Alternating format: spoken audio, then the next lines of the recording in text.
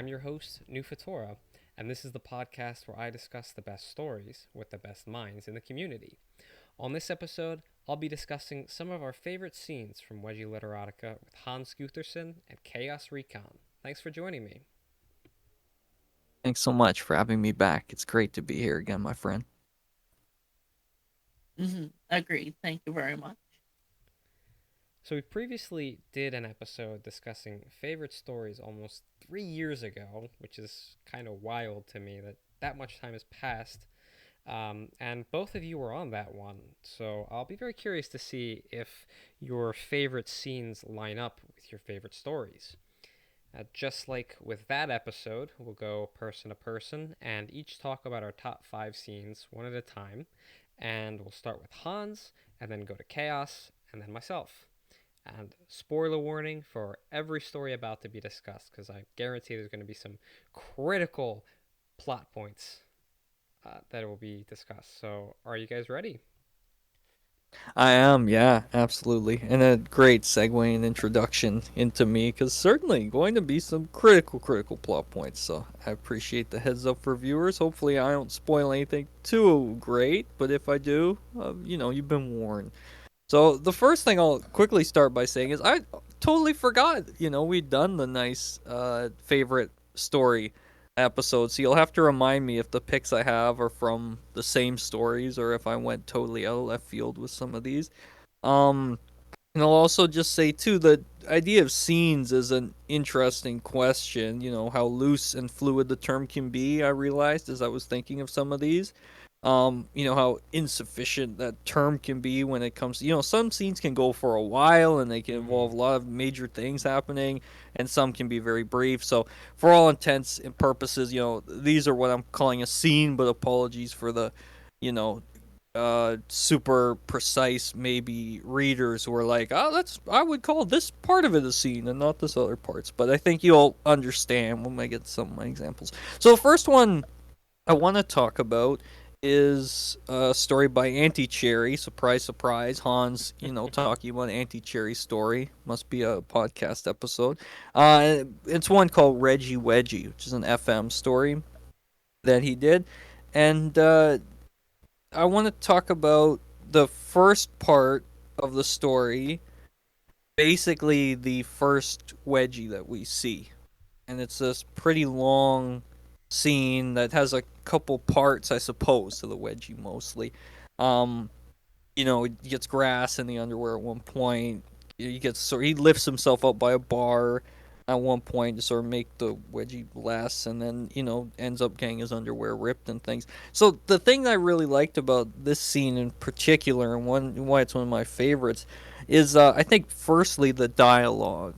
Auntie Cherry has such a ear for fun and creative dialogue. There's a moment in the scene that I'm gonna paraphrase briefly, which is basically like if you had to rank a wedgie on a scale from being a thong to you being undiphobic, what would you give it? And I think that's a really fun line. Like details like that, things that are creative, bits that you could see other writers picking up and sort of adapting into their own story, stuff that he sort of did first in that one.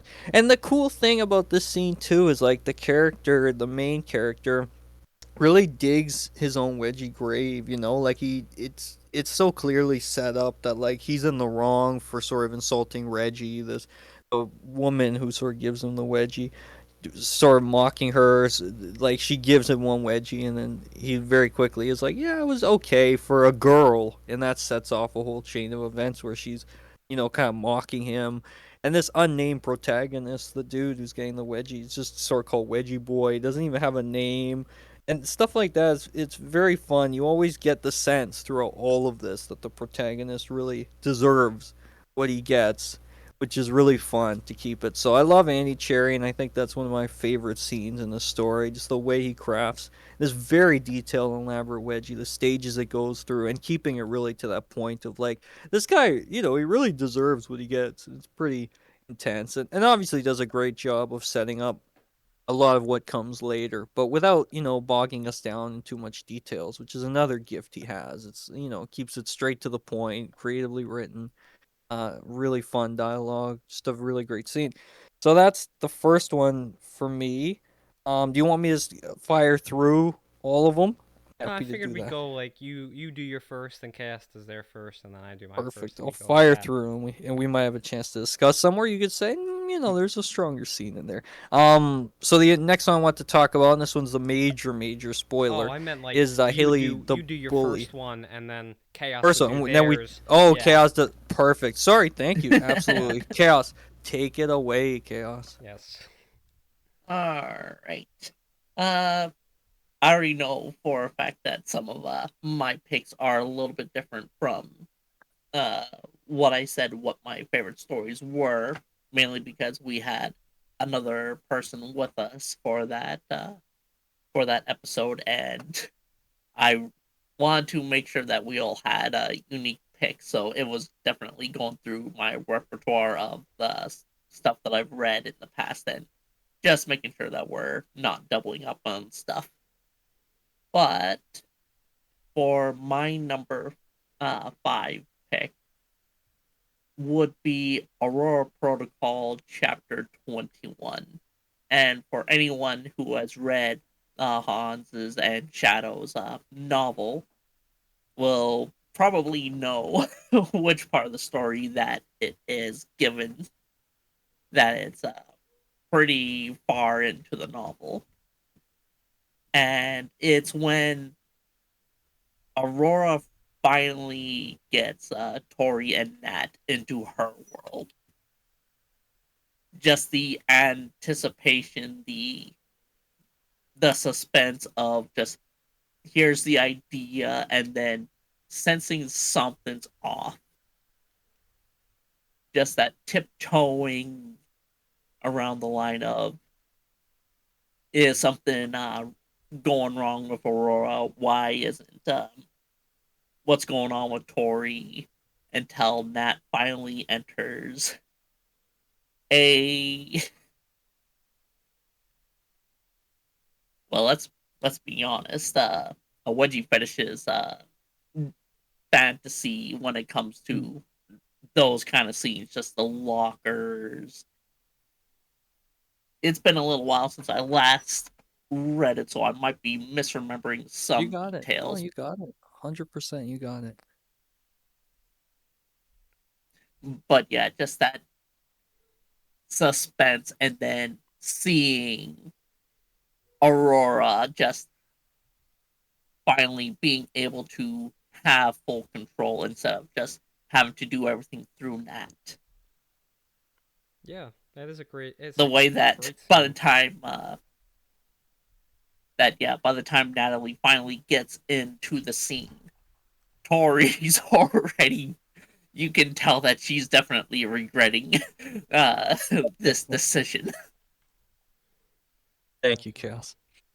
Yeah, it's really fun to see Aurora finally acting on her own agency without any kind Mm, of other voice constantly talking her down from her wild desires and yeah. being the voice of rash. Like she doesn't, she just is able to act without any rationality. Mm. And especially just how much it kind of gives that kind of horror movie type feeling to it, of that uh, you finally see someone's true characteristics, or in this case, Mm-hmm.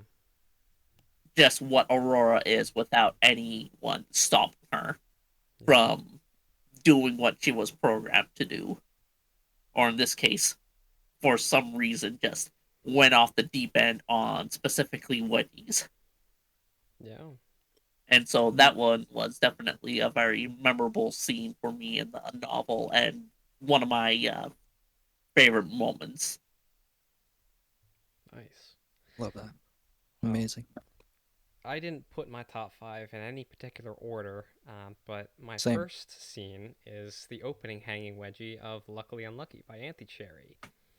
So in Yeah. this scene, the protagonist Sarah is the quintessential wedgie fetishist, and so when she believes Mm, she's alone in her college dorm, she decides to give herself a hanging wedgie, and is then discovered by someone she only knows at passing. And the thing I love most about this scene is the roller coaster of emotions that Sarah experiences. She starts out bored with a snowstorm preventing her from going home, and then becomes curious as to how to fill the time, then excited when she thinks of giving herself a hanging wedgie, then severely turned on and happy while she's in the wedgie, then panicked and fearful when she realizes she isn't alone on the floor, then resigned and embarrassed when she's discovered by Bob, then catastrophizing before he helps her, then intrigued when Bob inadvertently continues her wedgie, then relieved when she finally gets out of the wedgie, then vulnerable and scared when she's left alone in her room and wondering if Bob will exploit the scenario found her in, then extreme pain when she's dealing with the aftermath of the brutal wedgie, then panicked, vulnerable, and scared when she tries to change clothes and is left alone with her own thoughts. It's just the rapid fire pace that Auntie Cherry is able to run through all of these very distinct emotions in pretty rapid succession. It's in a very natural manner is amazing, and it's all happens within the very tight confines of a hanging wedgie. I Yeah, also think love he that. does a fantastic job of slowing everything down to really focus on every individual detail of how Sarah's feeling and the things she's experiencing, which really drives home how focused Sarah is on absorbing everything she can about this situation. Because it's not something she's ever done before, and she doesn't know she's ever going to be able to do it again. Like, she's really racking her brain initially to think of how she can best capitalize on this time, and the end result is amazing.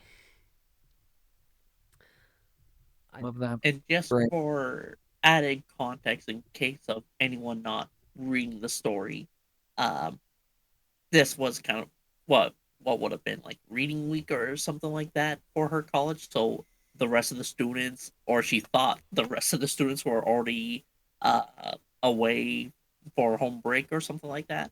Yeah, it was winter break, but the snowstorm And so caved her in. yeah, that it's definitely why our main protagonist thought she was alone Yeah, and thus became very fearful when she realizes she wasn't. yeah.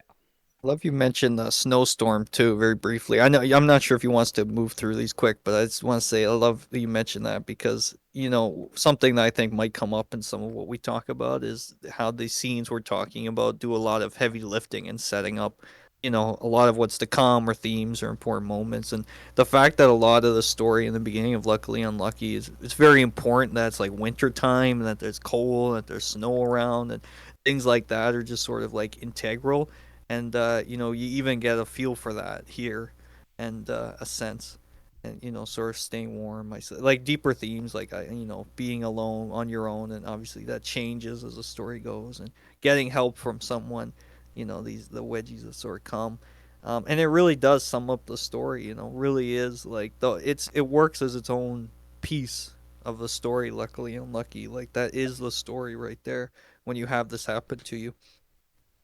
Mm-hmm. But and is she lucky? Is she unlucky? Like she's found, but she kind of need help getting out of it. Like all, it's great. Yeah. So I And love that you picked that. It's a great scene for sure.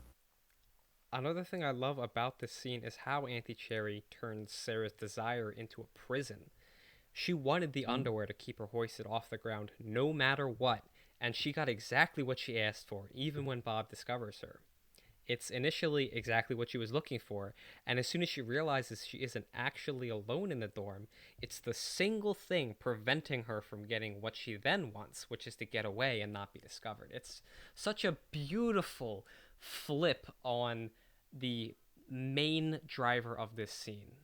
The context and emotion surrounding it are able to swap so naturally. It just such a good such good writing, even if it's not formatted the best or some of the grammar spelling might not be the best. It the bones of it are so rock solid. And something I've never really picked up on this scene is that she's looking for a painful wedgie. Like, so she's at least partly masochistic, which is interesting when you think about how sadistic she gets when giving Jen the wedgies Yes. later on. Sarah is Mm-hmm. sort of this blueprint for the quote unquote all in type of character. Yeah. as I like to think of them, that we see a lot of in stories from the community, like Tracy and Yeah. Rebecca, two of your characters, Hans. And what I Yes. mean by that is a character who is Yes. all about everything relating to wedgies. There are no boundaries when it comes to this type of character, and yeah, it's very kind of interesting to see. There probably were characters in stories beforehand, but luckily Unlucky is one of the very first to be a true serialized, cohesive, coherent, readable story as opposed to a one-off scene or just random additions that don't really relate to each other. Yeah, certainly. Yeah. And the depth we get with her character for Yes. sure. She wouldn't be the same prototypical example of what we're talking about, the fetishist who loves wedgies, who will, go to extreme lengths to get them, and Mm-hmm. her world revolves around them, more or less. If it wasn't she was so fleshed out, and we get that right away, as you said aptly, right? In the first scenes when we meet her. This is really the beginning of the story. It sets the tone, and I think is definitely one of the best openings to a story Yeah, for sure. absolutely. Yeah, so that's why as Love that. the first of my top five. I don't know if it's number one, but it is the first one I wanted to talk about. So, back to you, Hans. What is your second scene? Awesome. My second one is Haley the Bully by Auntie Cherry. It's the in chapter 5, it's in the final fight, the big climax of the entire story, when Haley reveals and she yells, "I have a wedgie fetish," and she screams it out in the middle of a big climactic fight. Basically, very quickly, if you don't know the story, Haley the Bully by Haley's a Magni character Poles, by who, the way. I yes, did I yeah, say I was Magni Pools? about to say What did I you say? said Auntie Cherry. Oh my god, did I really? Oh, I'm so sorry. Yes, my bad. Magni Pools. Sorry. My bad. Yes, Magni Pools, thank you. Yes, Haley Bully at the very end, very, very quickly, Haley's a character who uh sort of has to decide if she's going to be a bully. She wants to basically fight bullies. And in the end, she has to basically confront the big bad of Magni Pool's sort of universe of characters, basically. Um, and she gets in this wedgie fight with this character Michelle, who's this big baddie, and Michelle's giving her this devastating wedgie. And Michelle's sort of surprised how this wedgie doesn't break Haley, the main character, and Haley reveals, yelling out, because I have a wedgie fetish. And I can't really do it justice in this, short time, but it's a really big surprise because we go through this story thinking one thing about her, which is, she's a typical character you would see in a lot of different wedgie fetish stories. She's just someone who's there. She's this fun action type character who wants to fight, and she's tough and punky.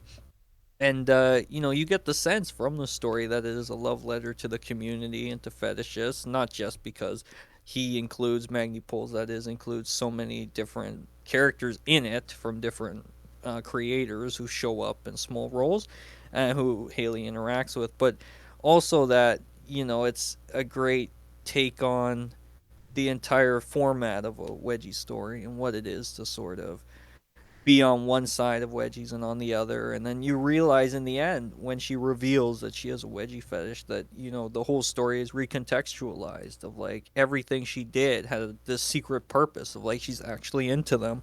And so that changes how we see her. And it's the fact that you read that and you realize like that's what this is, like we are, Haley, she's a sort of stand-in for the reader, but also that you can't read it and not think like, wow, this is really just a great letter of love to the community, to writers, to being a fetishist, and such a beautiful take there. And I mean, it's such a greatly written action scene too, such a powerful climactic fight.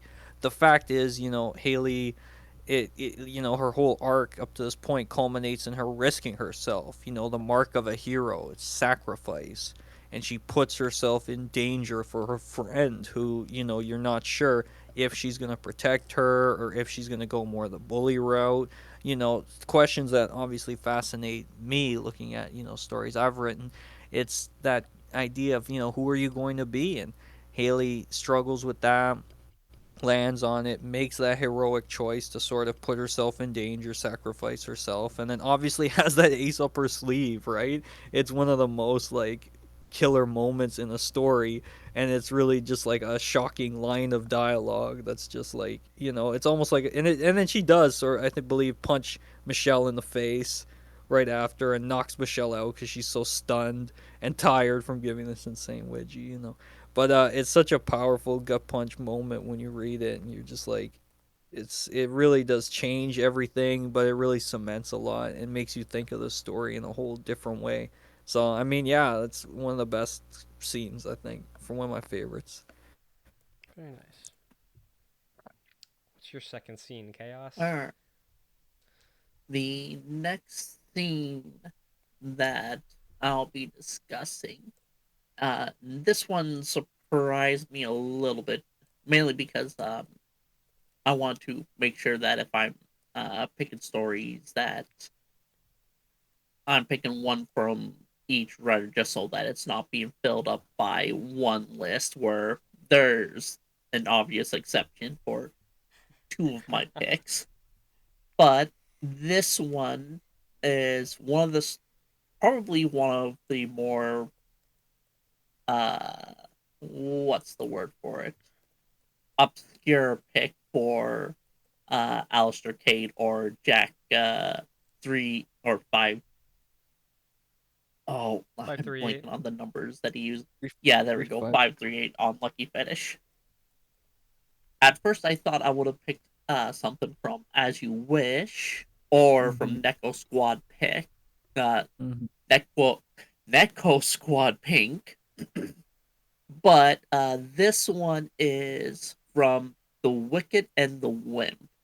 A small little project that he worked on roughly when Lucky Fetish kind of got started.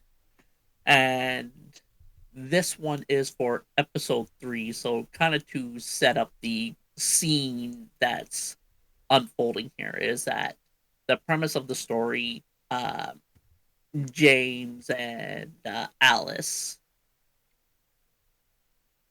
uh, as the title of the story is, the Wicked being Alice, this big bully that James knows, and James just being this very, very wimpy character where he would just fantasize about just giving Alice the biggest wedgie and just making a fool out of her and that kind of stuff. To the point where he ended up, if I remember correctly, it was just a crude drawing of just that, him giving her a wedgie. And uh, one day he's getting bullied by Alice's group, and uh, in the book that James had that little picture, Alice finds out.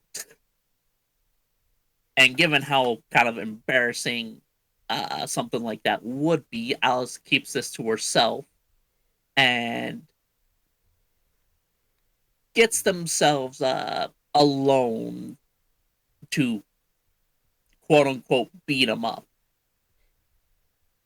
And you quickly find out that Alice really just has that really strong desire to get bullied by a wimp, and decides that this is a good opportunity. And so now, once they get to James's place, Alice is kind of strapped down, or she's not necessarily strapped down to the table. She is a little bit, but not to the point where she absolutely cannot. She cannot escape. Like, she's held down by like duct tape on her hands and ankles and that kind of stuff.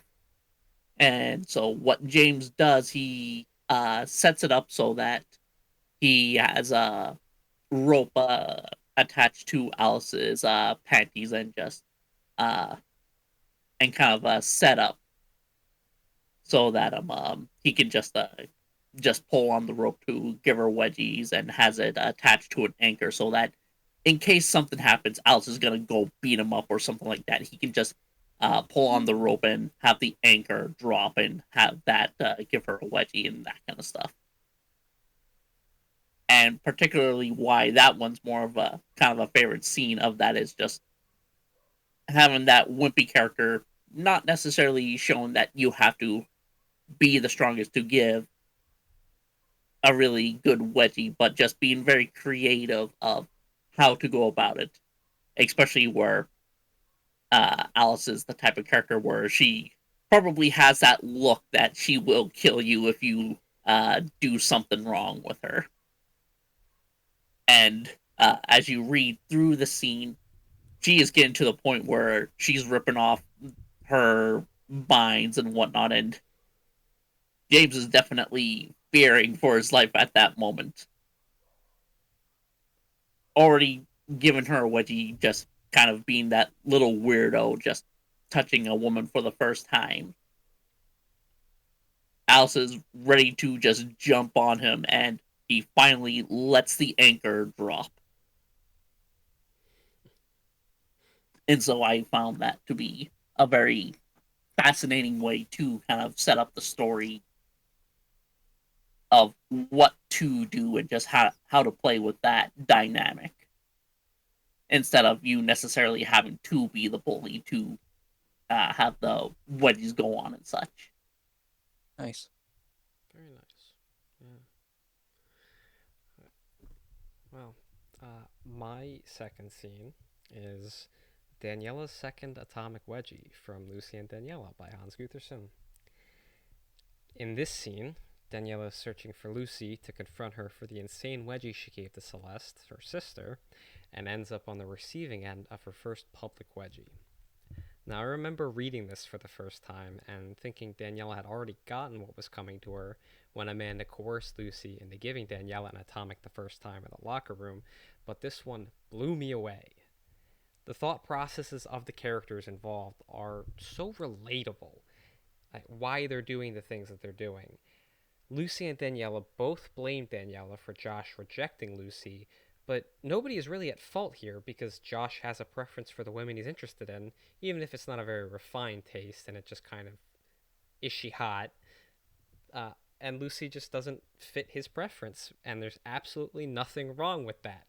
But it is high school, so everything is the end of the world, and no one has quite reached the maturity to look beyond themselves and see the bigger picture for what it really is. It is a good thing in the grand scheme of things that Danielle talked to Josh. So Lucy was able to learn how to deal with rejection to some degree, or really how not to handle it.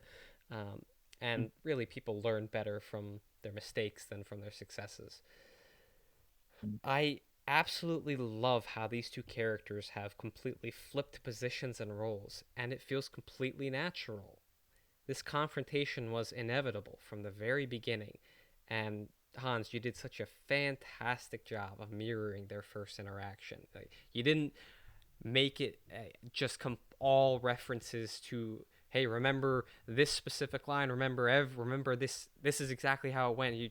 You the way that Lucy talks Daniela through and the crowd through it feels very much as though she's pulling from memory rather than just a one-to-one reskin of the original scene.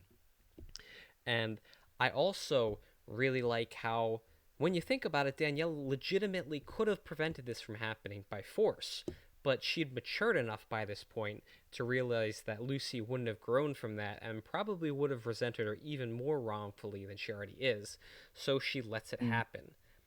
Even when she's going to get a public wedgie that goes atomic, it is essentially on her own terms, and realistically, she is the one that is actually in control of the situation. It's the culmination of both of their character arcs. Daniela's having been steadily going up, while Lucy's has been going down subtly. Their later interaction with Daniela wearing her Spider-Man underwear is the breakthrough moment for Lucy, but this is Daniela's moment of true growth. So many stories in this community use wedgies just as a way to excite the reader and turn them on. But in my eyes, this scene really shows the emotion and character growth that can be conveyed through a wedgie. It's the fall of Lucy and Daniela's public image, And it's not a happy scene. It's not two lovers getting intimate. It's pure bully and nerd dynamic, and I love every single word.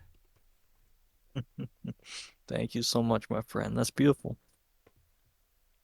Yeah, that is my second scene. You do such justice to my work. It's making me tear up. I appreciate it.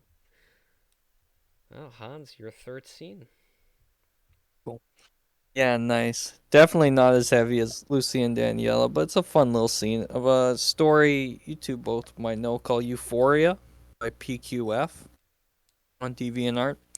It's the first scene basically that stands out to me in Euphoria. Basically, it's a short story about Natalie, who's like a bit of a bully, sort of. Not really. She has a great passion for giving wedgies. We learn pretty quickly, and she's starting a lifeguard job with a guy named Finn. So it's another FM story for those interested or not interested in that sort of thing. And the beginning of the story, it escalates. It's a very chill setup, but it escalates gently. It's friends reconnecting. Natalia and Finn, they're sort of lifeguards here, and they're getting to, see each other again from school. And then Natalia sees the waistband of Finn's underwear sticking out, white briefs, and we get a brief story suddenly then of how she started giving him wedgies and it became a regular thing. And in PQF's words, she unearthed her passion for giving wedgies, which is a fun way to describe it, and a pretty loaded one too. So Natalia gives him a surprise wedgie. It's a pretty hard one too that lasts at least several seconds, and there's a way bigger wedgie that happens later in the story. But this first one that sort of sets up the scene, it does so much of the heavy lifting.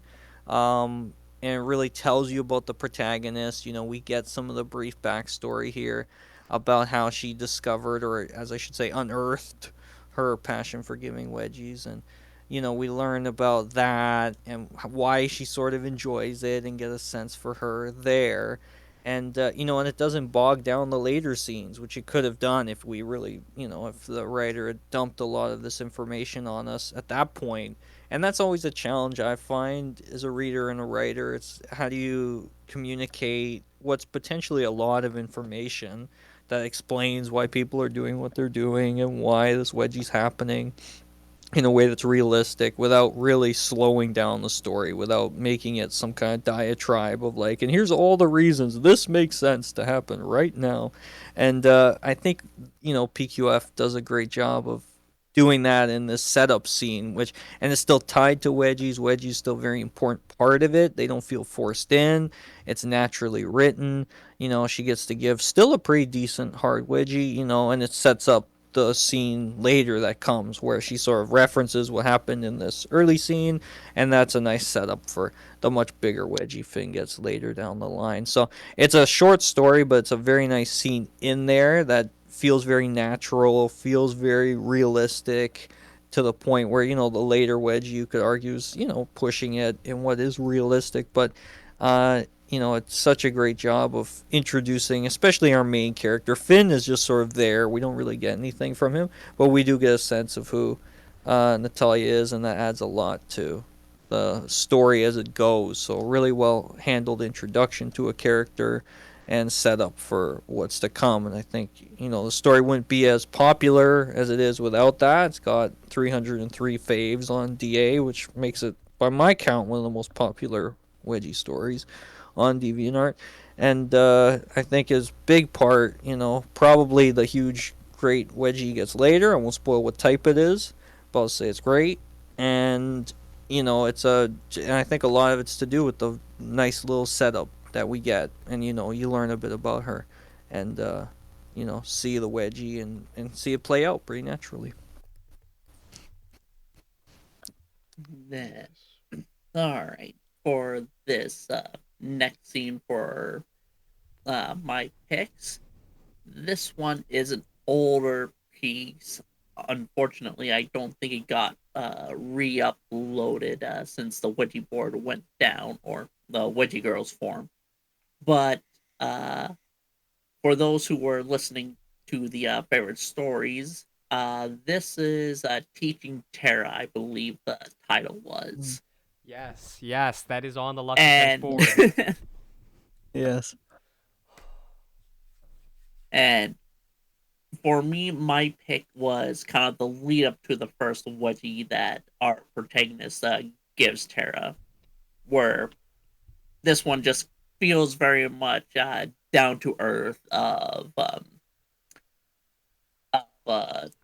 two nerds just trying to, well, the our protagonist is tutoring Tara to help improve her grades and all that kind of stuff, and it just feels very down to earth of how to kind of approach trying to give a woman a wedgie and that kind of stuff. Hopefully, the characters aren't underage, but uh, Hopefully. yeah, just a slow anticipation of like how to uh, make sense of probability and whatnot, and playing it through a game of cards and all that kind of. Or was it cards from the very beginning? Yeah, it was I believe so, pulling yeah. pulling from bowls. Yeah.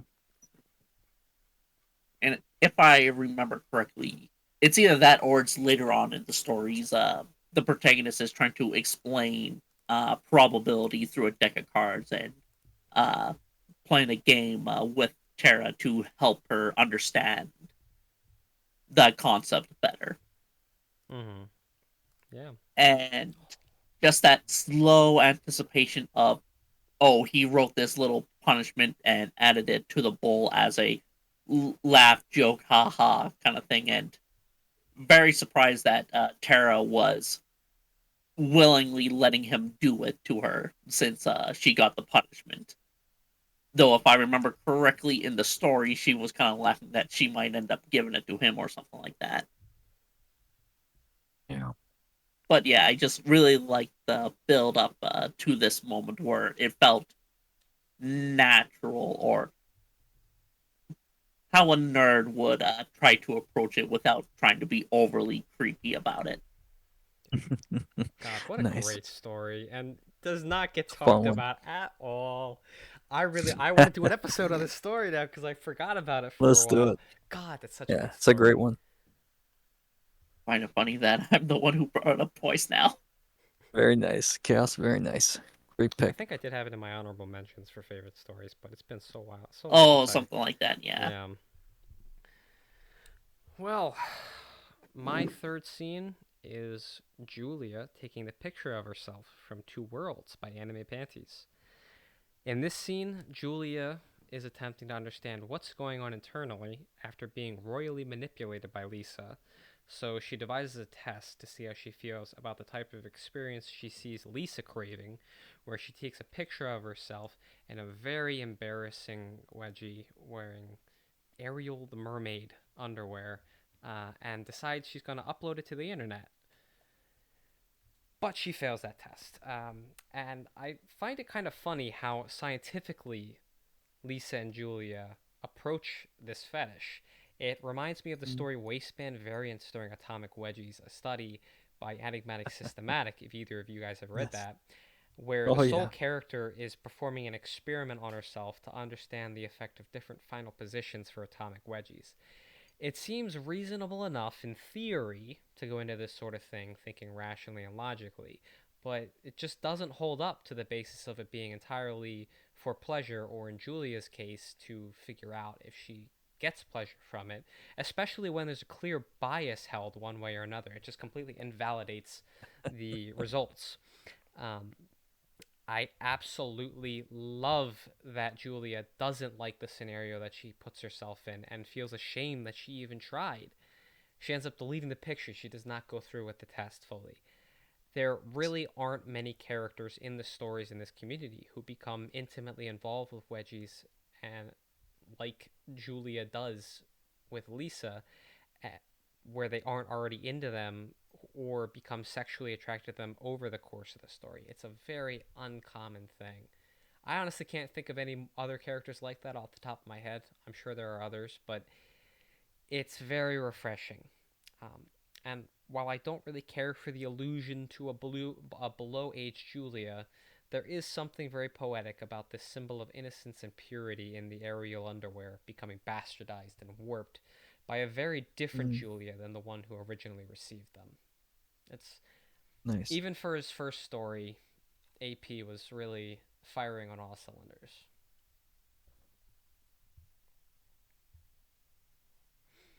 Back to you, Hans.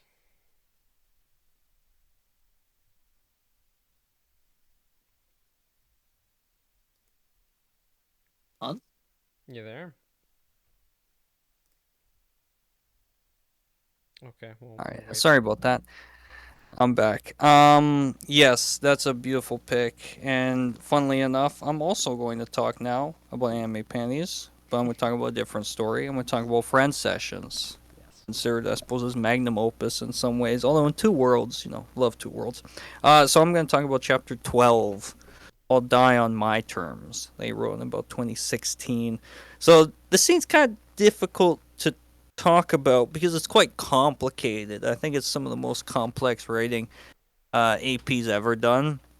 Basically, these two characters, Sasha and Diana, role play a scene that starts out sort of simple, sort of. Like, even this is a bit complicated, where Sasha wants to be a vampire and Diana wants to be like a maiden in medieval times. And then what quickly happens, interestingly, is that, what starts out as a role play scene, a pretty typical sort of scene you might see in a story, becomes the characters really examining a lot of different concerns and worries and basically life and who they are. It becomes very existential.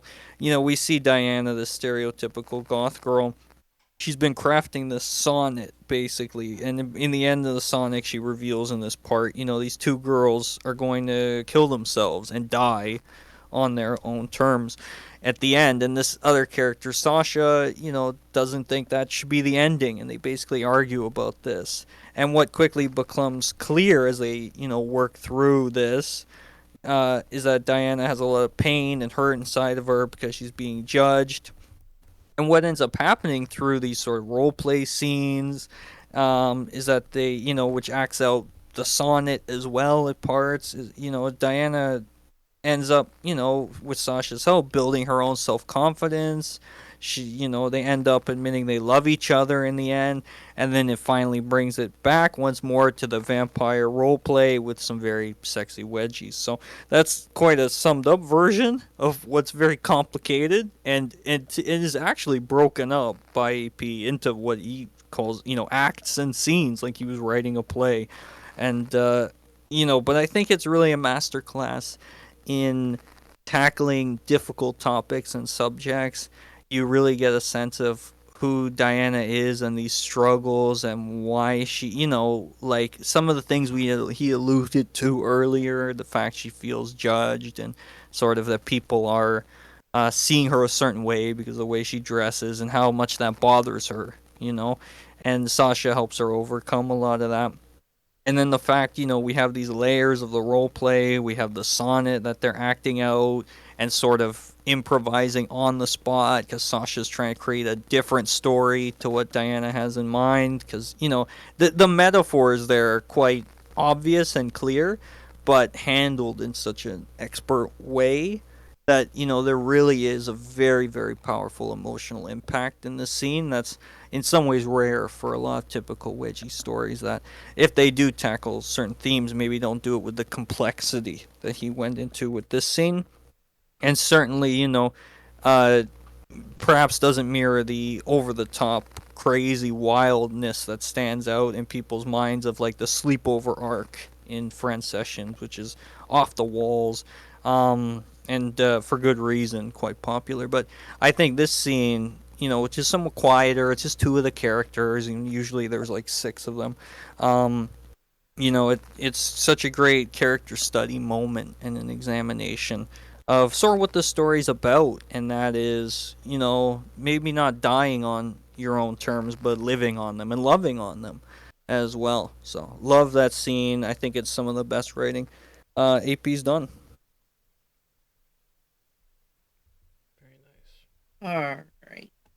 For my next scene, uh, this one's kind of near and dear to me, because of the person who wrote it, and I got to work with them with creating my own series. But this scene is from Val the Vampire by Puppy Dog, and specifically, it's from the Wet Dream story that he released very early on, when Lucky Fetish was beginning to start out. And it's just the opening scene of it, where technically it's two scenes, but with how short some of the stories are with Puppy Dog, it's very much could feel like it's just one scene. And just to very much start it out, uh, Rosalie is becoming, or slowly becoming, at this point, Val's ghoul, or slowly turning into a vampire through her blood and all that kind of stuff. And so, just the starting of the scene just starts off like a dream. Rose is just flying through the air, just wrapped in her blanket, just kind of imagining like one of the ghosts from Pac-Man just flying through the sky. Until you finally get to that part of the dream where you realize your what's actually going on, and you start losing focus of what you're doing. That eventually leads to Rose just falling through the sky and getting into a very predictable predicament uh, for the community, that she's just hanging by her pink panties. And not for too long for the scene to quickly switch to Val giving her some kisses and just discussing what this is meaning, that Rose is finally getting some of her powers and all that kind of stuff. All the while, there's still a little bit of ripped pink fabric just hanging off a tree branch. And part of it, what also makes it very memorable, as well as just how lovable of a character Val the Vampire is. Just as soon as she's done with nursing to Rose's wound, just going, okay, where's my reward? And Yes. so it that's definitely been one of the things that Puppy Dog has written over the time that he was writing stories for the communities. That one story stood out in particular. Nice. Awesome. Very Well, nice. my fourth scene is part 20 of Jake and Gwen by Wedgie Lover 109. In this scene, the protagonist Jake sneaks up on his mom in the middle of the night and gives her an atomic wedgie, while his sister Rebecca secretly films the whole thing as blackmail for later plot developments. There isn't much to the scene. It's just the build-up, execution, and immediate aftermath of an atomic wedgie, but god damn, does it deliver on its premise. I don't have much to say about it. It is just a perfect wedgie scene in my eyes. It's a predator stalking unknown prey with every detail of the wedgie and both characters' thought processes described very intimately so the reader can perfectly picture what's happening at any given moment. One small thing that I do love about it is that Jake has to really work for the atomic. It's not just a single pull and magically Gwen's underwear is on top of her head. I think that has kind of gone away for the most part, but definitely early on, it was very easy. Like in a couple sentences at most, the underwear would just transport. And it didn't really matter what type of underwear it was. It was going over the head no matter what.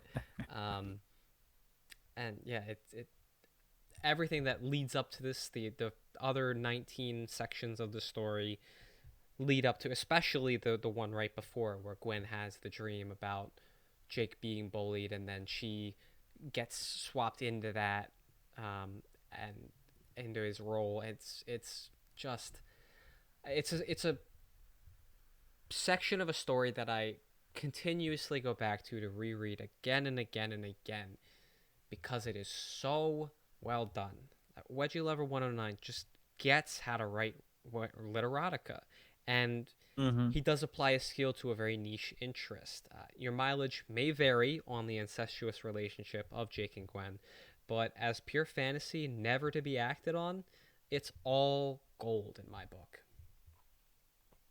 Love that. Yeah, and we get to see a little bit of Rebecca, probably my favorite character Not in that in scene, not in that the part. story. That's true. That's true. Not in that part. Yeah, it's We know just the she's two. around. Yeah. It is, and it's the best. Yeah, yeah. It is one of the best parts of that story I by would say far. I think. it is my favorite. I would say it's the best, Yeah, but there's a lot of good stuff there, but it is pure it's erotica, true. as we've discussed in the previous two-part episode. Mm. Back to you, Hans, for your fifth and Back to final me. All scene. right.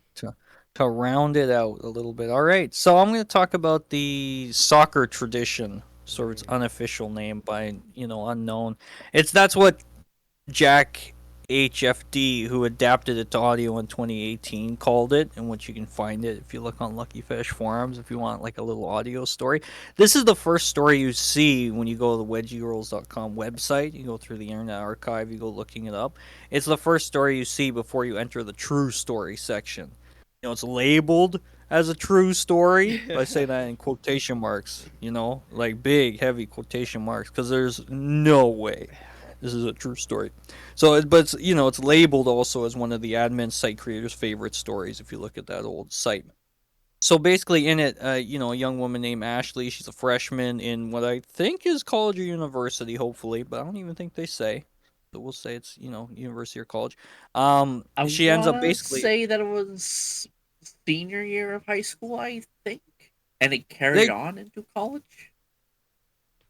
uh maybe pretty sure from just rereading it she's a freshman, but I may have missed something. But either way, she gets caught up in this superstitious tradition where the team and the coach, crazily enough, thinks she has to get a wedgie before their soccer games, or the team won't win the games.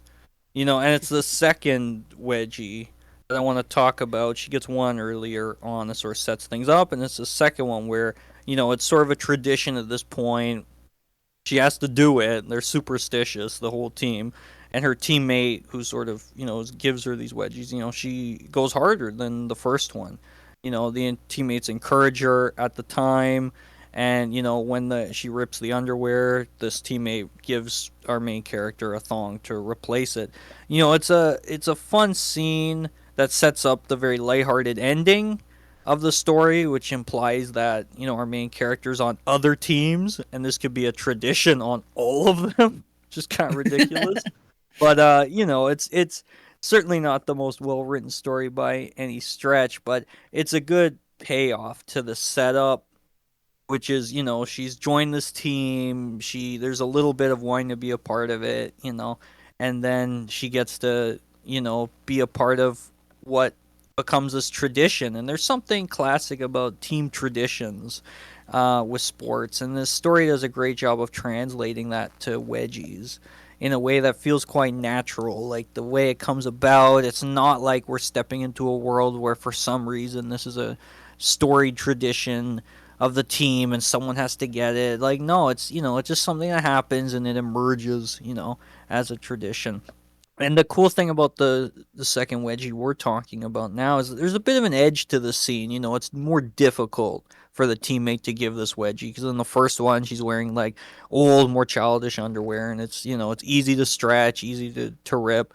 The second pair is not like that. She's wearing a heavier duty pair, and there's you get the sense that it does hurt what's happening, and that's cool to see sort of the consequences, to see like it's not completely cartoony. Like there's some to this, like there's effort and there's pain a little bit, and it's a really nice touch because it adds a lot there, and it keeps it light and fun, as I said, but it really feeds into what the story sets up, which is I'm part of this tradition, and and then in the ending of like, and I might be getting more of this in my next 4 years because I'm a freshman now, and hopefully this doesn't happen. And it's implying like it probably will, and it's this very fun, light sort of story. But the scene stands out pretty well because there's nice dialogue from the coach, but right before the wedgie of like, did Ashley get her pregame wedgie? And it's like there's a nice attention to detail in some spots where it's like,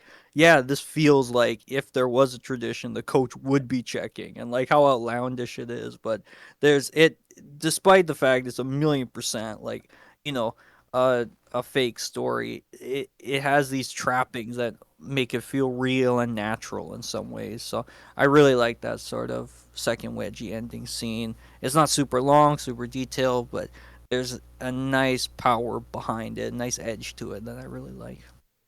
Yeah, it's Especially where there's the contrast between the two wedgies, where the first one is just making fun of Ashley of Yeah. what underwear she's got, because uh, it's the it's essentially the laundry day panties, Yes. Yeah. The and typical. Yes. that Yes. she's being teased. It's giving her a wedgie all day. Oh, let me fix it for you, and so it's that Yes. stereotypical wedgie story that we've seen a lot in the community. But then Absolutely. the next time, just because Ashley was just smoking during that one game, and that immediately the next game they lose very badly. Yes. That the coach is like, okay, what's the problem here? And someone kind of makes a joke of, oh, Ashley didn't get her pregame wedgie, and thus it's like, oh no. And now it's It's the true. coach that's going, well, and thus the the next wedgie is a lot more worse, because now the bully doesn't feel great about giving this wedgie in That's comparison, true. as That's they good. initially start off with just, oh, just quickly go into the changing room, just a small wedgie, and let's get out there. And the coach is like, no, I heard that it's an atomic wedgie, or that her underwear was ripped off. Did she actually get her pregame wedgie? And it's like, no. Exactly. That's And great just, context. Yeah. especially where that definitely helps add to that scene, because that's what makes that second scene much more difficult, because not Yes. only is it uh, proper fitting underwear in that scene, but just now the bully's reluctant to Yes. actually be mean to Ashley in this scene. Awesome. Yeah, that's great, Chaos. Thank you. That's really key context for the scene, and really a lot of the reasons I like it. You can feel it's very different. It's not just the same scene, although it's in some ways having to do the same things from a story and framework perspective of like the underarrest or rib is part of the tradition, but it's the context is totally different now. There's the reluctance, there's the fact that like I'm now this seen this way by the team, by the coach, like what that means and how that makes you feel, and that's subtly hinted at in really good ways. And the reluctance of like, the person giving the wedgie's also part of this tradition now too, and like they're not really into it, so they start the second scene by giving a light pull, and it's not enough, as you said. So yeah, it's one of the great takes of like sports traditions in my mind, translating that to wedgies, I think. And one of the first, I guess, examples we have of someone doing that, and to the extent it's still, today is a popular scene. And basically, I don't know what today's the right word, but 2018 when it got, you know, um, an audio version that greatly expands out the story for those who, you know, have an idea of adapting adaptations of stuff. In Jack Efford's version, it's a lot more stuff happens. But I like the scene as it is originally too. It's very nice. That's what we're talking about. certainly So that's my Yeah. five. it's certainly a fun um, adaptation of the very common thing of organized groups, particularly sports teams, but also bands and artists of their pre-game pre-show rituals. It's Mm-hmm. great fun. Yeah. Yeah. Mm. Yeah. Yep. It's definitely one of those stories where especially where it was posted under like as a true story. It's one of those things where it's like it would be nice if it's true, but it's probably on the lower end, especially Yeah. where how much trouble the teacher could There's no get in way. for Yeah. pushing that. So There's it's no very way. unlikely, but still, it's definitely a fun story. Yeah. I mean, It's very fun. in that sense, it is a very it is true story in the sense of how true stories typically go in this community.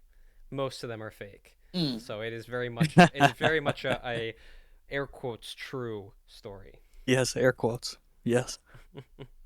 Or if Okay, it is true, sometimes it's just over exaggerated. yeah, embellishments for story purposes. Mm. Okay, that's your final scene. The final scene that's not picking from any of the stuff that I made, or uh, in this case, we're not picking any of our own content. This is Flame Over Darkness, the introduction to Lillian. Mainly just because of just, even though it's starting off as just like a short story premise, Hunter gets a quest to go and deal with this monster, just goes and to this haunted manor on top of the hill, just slowly walking through the the house, trying to find where the monster is, feeling that it's the monster's presence that's adding age to this place, and just monster already knows that the hunter's there, and just come find me then,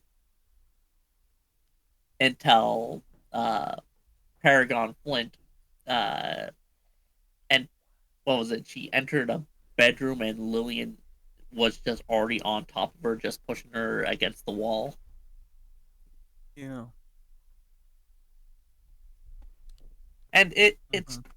it's definitely a fun story, just having that dynamic of Paragon Flint.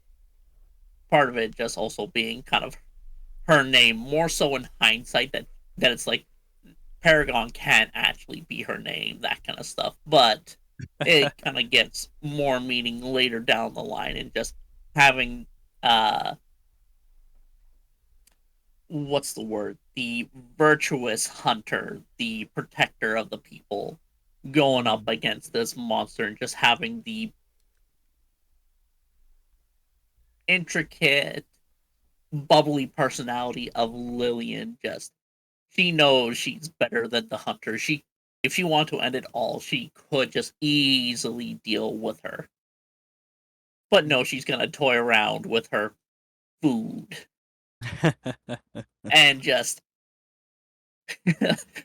just has Paragon experience a different type of uh, being beaten up, being demeaned, and just having her. I think she was wearing red bikinis uh, for the introduction, if I remember I correctly, think so. Yeah. Yeah.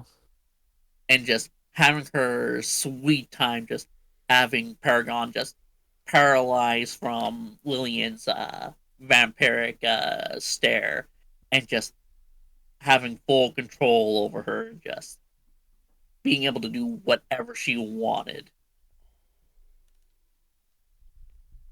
And that's just a cutting off part of that scene, where later on, knowing that the townspeople were kind of not being fully honest, and they wanted to make sure that Lillian was gone no matter what, and thus we get more of the series later on, and just the butting heads between Paragon and Lillian, and just seeing their relationship expand, whether if it's just butting heads to slowly turning into lovers later on. Beautiful. Very nice. Amazing. Yeah, it's great, Chaos. Thank you again.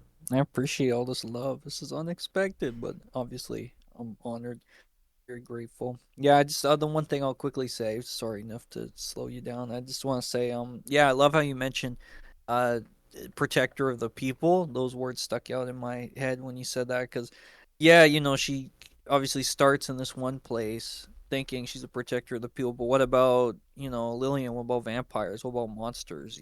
As we sort of learn through the story, they are people who need protecting too, and she sort of evolves from being like a hunter in that way. But yeah, that was beautifully said, Chaos. Thank you. Very Mm-hmm. nice. Wow. My fifth scene is the final one from Luckily Unlucky. It's not the ending, but it is the final scene that we get. It's Hmm. subtitled Unwelcomed Back. And in this scene, Sarah's best friend Jen goes back to her old high school to get a form so she can transfer college campuses to live with her older sister, who absolutely should have gotten more time in the story, and while reminiscing about the old days, ends up being brutally bullied by a pair of high schoolers while loving every second, and me as well. Like part 20 of Jake and Gwen, this is another scene that I go back to from time to time just to reread it and enjoy how incredibly it captures the bullying aspect of the fetish. I don't think every aspect of it appeals to everyone, but damn, does it do a fantastic job of it. It's pure smut, and there really isn't any character growth or legit indirect detail to pull out of this story that you weren't already aware of going into it, so you understand Jen better. But it's possibly the best bullying I've read in this community because of how many different tactics it covers. You have Mm, a main bully and a crony, a pink belly, a swirly, a wet willy, snapping a bra, a noogie, multiple different kinds of wedgies, a stink face, pantsing, even the softcore bullying tactic of tripping someone by pushing them against another person who's kneeling behind them. And it even happens in a high school. This scene just goes yeah. down the fetish checklist and ticks off every box possible. The subtitles that writers like Anticherry and Nicely Done added to their stories feel like the precursor to the deviant art style of serialization that would start to crop up in a year or two after Luckily Unlucky came to an end. And I really like how the final scene nicely bookends the first one, where Sarah is giving herself a wedgie to herself, and then some random guy discovers her, versus Jen unexpectedly being bullied by two random girls. The first scene Mm, explores a wide array of internal experiences and emotions, as I described earlier, where the final scene explores a wide array of external experiences, both perfectly encapsulating exactly what each character is looking for in their pursuits of pleasure. And really, I think that is the story of Luckily Unlucky. It's the pursuit of ultimate pleasure. Now, I have to disagree with Jen about her mom getting a wedgie. I would love to actually hear the story of her aunt giving her a wedgie. Ever since I first read the story way back when, yeah. I've wanted to know what happened there because I'm sure to be really Yes. hot and there should be more older women in this community. Yes. And one small thing that I really like about both scenes from Luckily Unlucky is that you really don't need any sort of context to read either of them. The final scene is definitely makes it better when you can see the progression of Jen going from this pure bully to wanting to be bullied extremely and loving every aspect of it. But you can just jump right to them and enjoy what they have to offer. Just two incredible scenes from one of the best writers in the community. Oh, beautiful. Love that. Um, As a slight honorable mention, if I remember this scene correctly, it's been a while since I've last read the Anti Cherry stories. But if I remember correctly, Sore Winner and Lucky Unlucky cross paths yes. in Sore Winner, where uh, I think it was one of the bully characters from Sore Winner wanted to give Sarah a wedgie, and then Jen is there, and it's like, oh shit. Yeah. Very funny Yeah. And so not crossover. Awesome. necessarily a wedgie scene, but just a just a fun scene when you're finding That's characters from true. other stories and they just show Yeah. up and it's like, ah shit. Yeah. Yeah, wow. And What it's a great honorable mention, Where that crossover just moment. as it was just a slight tangent where mhm. I've been watching this anime called Blood Sea, and one of those moments happens in the movie where uh, I'll only mention the other series that is connected to it, but I'll let other people experience it if they want to find it for themselves. Where one of the characters from Triple X Holic shows up, and it's like, oh my god, it's that character, and you don't recognize it until later on, where it's like, oh my god, these are connected. Great. It Nice. is a really, really. It's a really fun scene, but it's such a nice one for expanding the characters beyond just the wedgies. You get to see Sarah and Mm, Jen in a see their friendship and dynamic as an actual friendship, not just a Mhm. relationship of wedgies and bullying. Yes. Yeah. Great point. Yeah. So yeah, that's my fifth scene. But do you guys have any honorable mentions that you'd like to bring up,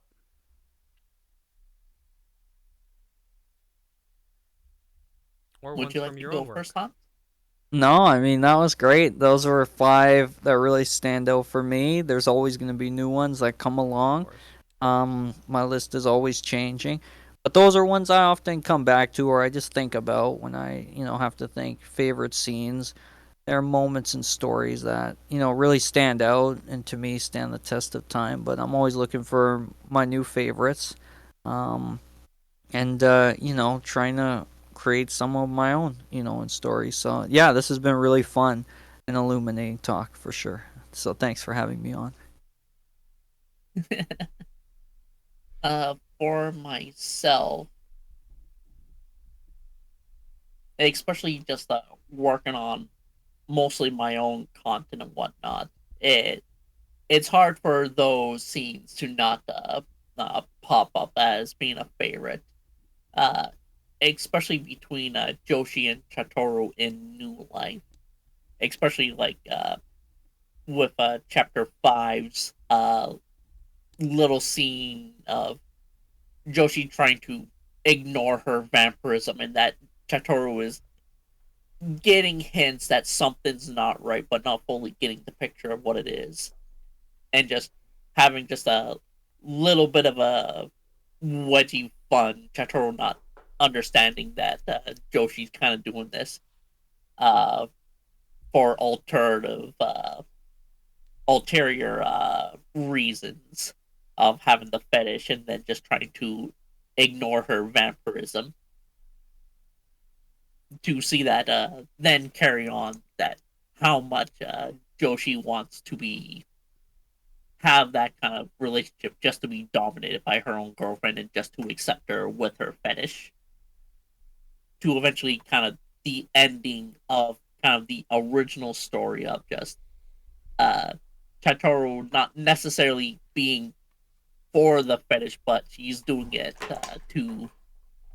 uh to keep her girlfriend happy, and now they're finally just Joshi's finally opened up all of her secrets, and just having that nice moment of just uh helping Chotoro out of her shoulder wedgie in chapter 12, and helping her get to bed, and just having that beautiful scene of that they're finally together, that they're finally having that moment that both of them really wanted to have.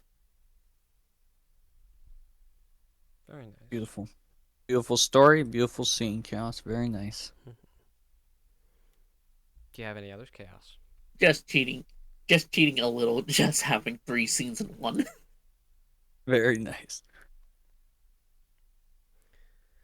Uh, And that's where I'm gonna leave it for now. I probably have a lot more, but I would have to think more about it. mm-hmm. Yeah, we'll do a part two episode if our host is up for it one day. I'm there's. It'd be kind of weird if you only had five scenes that you liked enough to talk about. So It sounds like an invitation. this is definitely a topic that can work for multiple episodes. Those are the five that I talked about are definitely my definitive top five, not in any particular order, but those are the ones that are definitely my top five favorite of all time. But there Nice. are plenty of other scenes that I really enjoy, and I know you guys really enjoy probably more stories than I have. So, uh, yeah, we can definitely do more in the future. And I think Woohoo! we You lined heard up it at here least first, another episode listeners. beyond Yeah. just favorite scenes. I definitely want to talk about Yeah. Tutoring Tower in the future. And potentially Amazing. having more guests to share what stories they enjoy as well. Yeah, I could Yeah. definitely. What's the word? I can fish for people in the other server now. I have not done that yet. Woohoo. So, is there anything else either of you would like to discuss? No, I'm just so glad to have another episode of the Best Book Club, to be a guest once more. I think for anyone who's reading, who's writing, think about some of what we said. Think about, what it is that makes your own favorite scene. And if you're interested in writing, just have some fun trying, to bring that to a scene, even if it might not make sense or you just think, oh, that's so crazy and unrealistic. The fun thing with wedgie stories is, as much as you can make them realistic, it's the same with any writing. Sometimes you're able to get away with doing something just really fun and wild and what you imagine, and sometimes that's something that hasn't been done before. Yeah, So yeah, just a nice invitation as always for people to read more, write more, and think about the community and the stories, because we need more of that. absolutely. And the only way you learn is through experimentation and trial and error. Mm-hmm. Yeah. Especially what's fun about stuff like this is seeing what other people like and just getting a glimpse of what attracts different audiences. Because not everyone's going to be the same, but Yeah, there will be some moments that will attract people more than others. But it's also interesting to see what interests go into some of your favorite creators or uh, what they'll pull out from stories that really interest them. mm-hmm. For sure. Well, is there anything that either of you would like to promote? Um, Chaos Recon and Nufatora, I think, slash as usual. To some of the best writers, some dear friends of mine. I think, I'm sure people who listen to the podcast, are both readers of your work, but I think, any chance I have to shout out great writers like the two of you, I'll happily take.